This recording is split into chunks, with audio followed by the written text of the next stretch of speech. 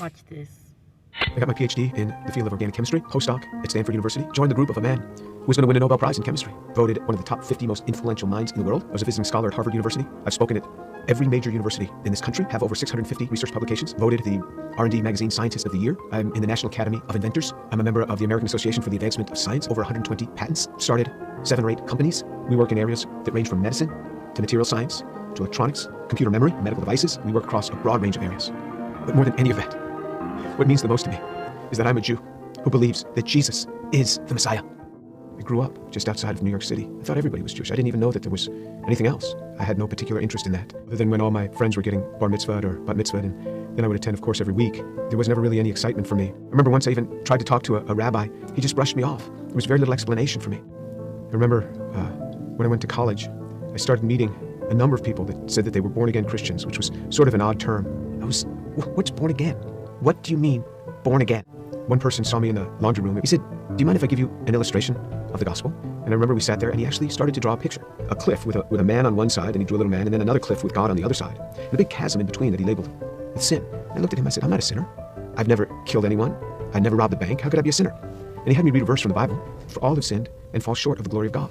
In modern Judaism, we never really talked about sin. I don't remember ever talking about sin in my home. So he turned to another passage. Jesus said, "I say to you that everyone who looks upon a woman with lust for her has already committed adultery with her in his heart."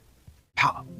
I felt just as if I'd been punched right in the chest. Here I was, new in college. I didn't think anybody knew. I would pick up these magazines and I became addicted to pornography. It was just through those magazines. And all of a sudden, something that's written in the Bible, somebody who lived 2,000 years ago was calling me out on it. And I felt immediately convicted. And that now I realized I was a sinner. When I read in the scriptures what sin is, then I knew I was a sinner. How am I going to get to God? We Jews know this better than anyone else. Without the shedding of blood, there is no forgiveness of sin.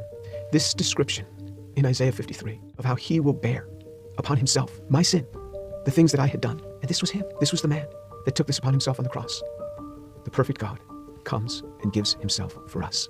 He is the one that gives himself for us. I started to realize how Jewish the New Testament is. This book is so Jewish. The New Testament is so Jewish. It's all around Jewish people. And then on November 7th, 1977, I was all alone in my room. The realization that Yeshua is the one who died on the cross. And I said, "Lord, I am a sinner. Please forgive me. Come into my life." And then all of a sudden, someone was in my room.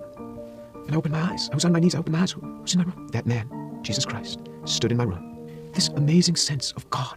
Jesus was in my room and I wasn't scared. All I started doing was just weeping. The presence was so glorious because he was there in my room on that day.